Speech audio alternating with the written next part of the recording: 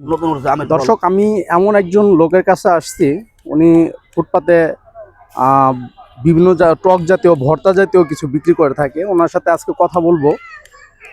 আচ্ছা ভাই, আপনি প্রতিদিন কিরকম টাকা বেচাকিনি করেন? ওই প্রতিদিন 800 900, রোজার মাস তো দাম কম।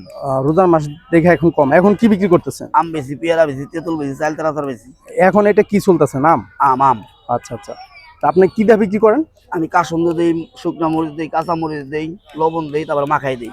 কাসন্দ দেন, শুকনা মরিচ দেন, লবণ দেন, মাখাই দেন।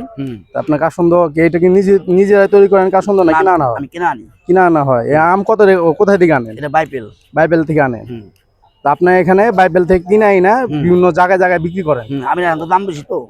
আমের এখন দাম বেশি। আচ্ছা আচ্ছা, তাহলে আপনি প্রতিদিন এখানে কত টাকা ইনভেস্ট করছেন এই আমটাম কাসন্দ মাসন্দ? মোটামুটি 1000 টাকা ইনভেস্ট করছি। 1000 টাকা ইনভেস্ট করছেন। 1000 টাকা ইনভেস্ট করে আপনার কত টাকা লাভ হবে? আমার মোটামুটি ধরেন 1500 1600 টাকা। 1500 1600 টাকা বিক্রি হবে। হ্যাঁ হ্যাঁ। তাহলে কি আপনি যারা বেকার আছে তাদেরকে বলতে এই ব্যবসায় আসতে বলেন? হ্যাঁ করবো। হ্যাঁ, করবো না, সংসার চলবে? হ্যাঁ চলবে টুকটাক। যেমন আমি যেমন মনে করেন আমি আজকে ব্যবসা করি আজকে মোটামুটি 15 বছর ধরে, ঠিক আছে? 15 বছর যাবত 15 বছর চাকরি ব্যবসাটা করি। মনে হয় উপরওয়ালা আমারে ভালোই চালায়, খায়া নিয়ে রুম ভাড়া দিয়ে আমি প্রতি মাসে 5-7 হাজার টাকা থাকতে পারি।